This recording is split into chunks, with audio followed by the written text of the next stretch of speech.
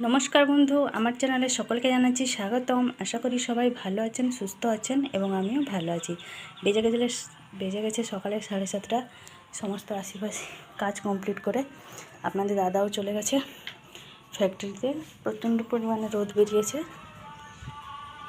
এতটাই চড়া। কালকে বেশ মেঘলা মেঘলা ছিল, কিন্তু মাঝে মাঝে রোদ বের করছিল অনেকটাই। এই যে এদিকে সব চায়ের বাসনগুলো রেখে নিয়েছি মাজবো বলে। এখন সমস্ত কাজ কমপ্লিট করে ঘর দোরগুলো সকাল থেকে একটুখানি গুছাগুছি করছিলাম, গোছাগুছি হয়ে গেছে। এবার এই যে ঘর মুছা আরম্ভ করেছি। ঘর দোরগুলো এলোমেলো হয়ে পড়েছিল কাল থেকে, যে যার মতন যেখানকার জিনিস সেখানে রেখে দিয়ে এখন এই যে ঘর মুছা আরম্ভ করেছি। ঘর মোছা শেষ হলে তবে টুকিটাকি কাপড়গুলো কেচে চায়ের বাসনগুলো মাজবো, তারপরে চান করে ভগবানকে সেবা দেবো। আর কালকে তো যেহেতু বিপত্তারিণী বার, তো মাই প্রত্যেক বছর করে, আমি কোনো বছর করিনি। এবার এই বছর মানে কালকে আমি প্রথম করব, ফার্স্ট বার আমার। সেই জন্য আজকে সব, যেহেতু আগের বছর মায়ের সাথে মানে গিয়ে, প্রত্যেক বছরই আমি মায়ের সাথে গিয়ে সব রকম জোগাড় যন্ত্র করি, ঠাকুরের প্রসাদটাও তৈরি করে দিই, উপোস থাকি।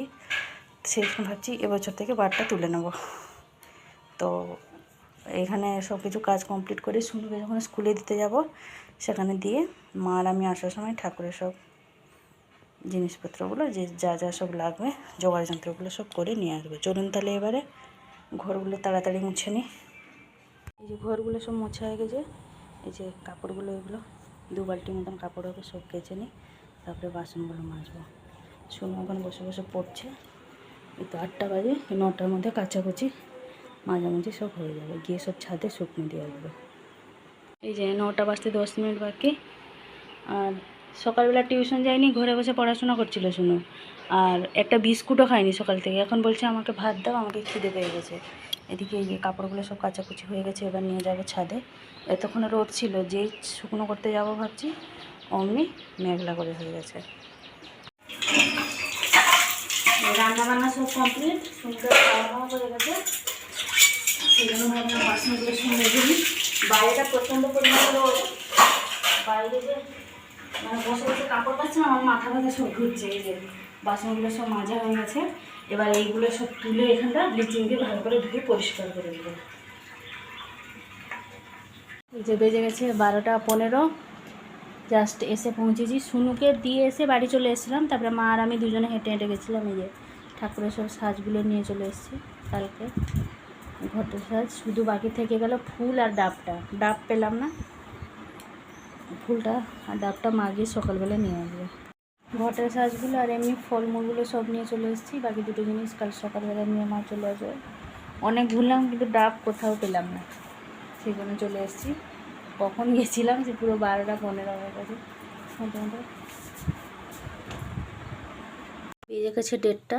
এই যে ওখান বাজার থেকে এসে সব কাপড় চোপড়গুলো ছাদ থেকে তুলে আনলাম। আবার কিছুটা কাপড় চোপড় ছিল, সেগুলো সব শুকনো দিয়ে এসেছি। আর বসে বসে এই যে 1-1.5 ঘন্টা হলো বসে বসে সব ঠাকুর বাসনগুলো আস্তে আস্তে আস্তে আস্তে মাজছিলাম বসে বসে। 1:30টা বাজে, এইমাত্র মাজা সব শেষ হলো ঠাকুর বাসনগুলো। এবার সব উপর করে রেখে দেবো ওই দিকটা। বেজে গেছে 3:40, শুনুকে নিয়ে চলে এসেছি। দুপুরবেলা খাওয়া দাওয়ার পরে বাসন টাসন মেজে সব কিছু কাজ গুছিয়ে রেখে দিয়ে গেছিলাম, এনে জাস্ট বসে বসে। আবার বিকালে পড়া আছে শুনুন। মা বসে বসে বারগুলো সব বাঁধছিল। কালকে যেহেতু বিপত্তারিণী ব্রত, সেই জন্য বিপত্তারিণী মানে ব্রতগুলো সব বাঁধছিল বসে বসে। এখন বাজে এই যে 5:30। প্রচণ্ড পরিমাণে রোদ যে বেরিয়েছে, মেঘলা রোদ। যেরকম দেখুন সারা বিছানার উপরে রোদ পড়েছে। যে সমস্ত কাজকর্ম শেষ, সোনু চলে গেছে পড়তে। ওকে পড়তে দিয়ে আসার আগেই রুটিটা করে নিয়েছিলাম।